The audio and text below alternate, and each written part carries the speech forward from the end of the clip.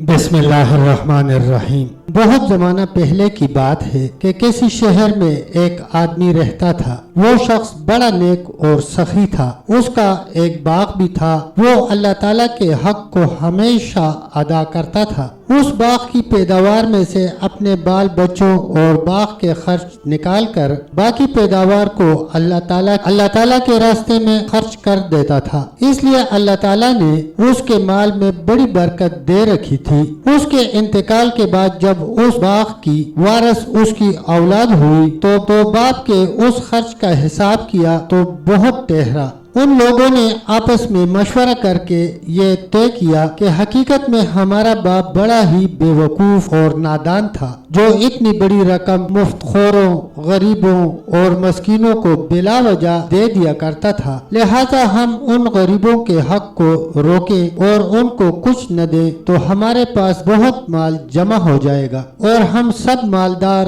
ہو جائیں گے۔ جب یہ مشورے کر چکے اور باغ کے پھل پک گئے اور کھیتی تیار ہو گئی تو رات ہی کو ان لوگوں نے قسمیں کھائیں کہ صبح ہونے سے پہلے رات کے وقت چلو اور رات کو ہی پھل توڑ لاؤ تاکہ کسی کو خبر نہ ہونے پائے۔ چلتے وقت پچھلی رات کو ایک دوسرے کو جگاؤ اور چپکے دبے پاؤں چلو تاکہ آس پاس کے غریبوں کو خبر نہ ہونے پائے کہ آج پھل توڑنے کا دن ہے، ورنہ اپنے باپ کے دستور کے مطابق مجبوراً کچھ نہ کچھ دینا ہی پڑے گا۔ یہ سب منصوبے بنا کر کاناپوسی کرتے ہوئے باغ کی طرف روانہ ہو گئے۔ ادھر ان کے پہنچنے سے پہلے ہی اس باغ پر اللہ کا عذاب آیا اور آگ نے جلا کر خاکستر کر دیا۔ نہ وہاں کوئی درخت رہا اور نہ سرسبز لہلہاتی کھیتیاں اور نہ پھل پھول رہے، سوائے راکھ کے جلتے ڈیروں کے سوا کچھ بھی باقی نہ رہا۔ ایسا معلوم ہوتا تھا کہ کبھی یہاں باغ تھا ہی نہیں۔